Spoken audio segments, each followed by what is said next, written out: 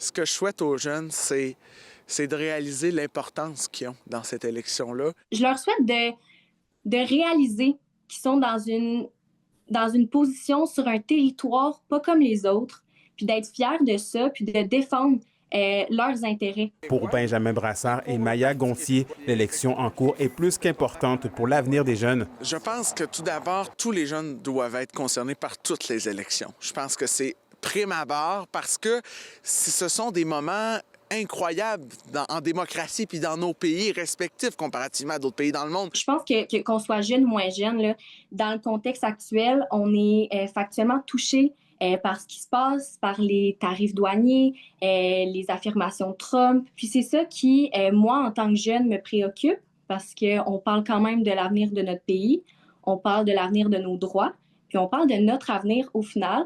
Mais comment rejoindre adéquatement les 18 à 24 ans et les motiver à sortir voter? C'est dans la façon dont on s'adresse. Puis en ce moment, ce qui va être très positif, là, je ramène un peu le contexte, ce qui va être positif du contexte, c'est qu'en ce moment, ça touche tout le monde, ça touche les familles, les répercussions, elles sont directes. Puis je pense que ça va ramener la jeunesse à aller voter. Oui, il y a la problématique d'aller chercher la voix des jeunes, mais il y a aussi la problématique de l'entendre. Puis ça, des fois, il y a des gens qui ont de la difficulté à entendre cette voix-là. Puis je pense qu'on gagnerait en tant que société à aller chercher la voix de ces jeunes-là qui, selon moi, est précieuse, particulièrement dans le contexte actuel dans lequel on se trouve.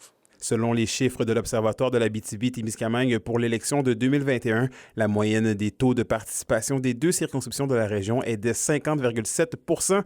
Toujours pour 2021, à l'échelle du pays, c'est seulement 46,7 % des 18 à 24 ans qui ont voté. Ce nombre grimpe à 74,9 % chez les 65 à 74 ans selon Élections Canada. Maya Gontier met toutefois les données en perspective. On pourrait penser que c'est plus désastreux, mais je pense qu'il y a une différence entre aller voter puis être conscient de son choix quand on va voter.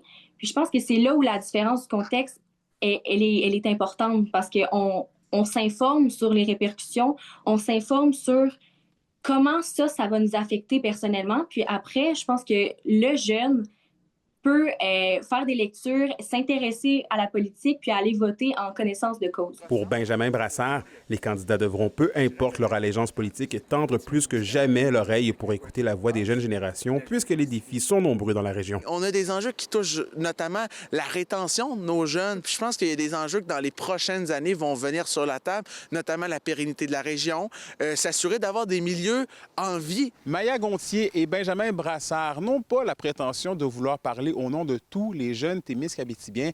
Néanmoins, ils réaffirment le rôle crucial de la jeunesse d'aujourd'hui pour bâtir le Canada de demain. Anthony Dallaire, RNC Nouvelles, Rwanda.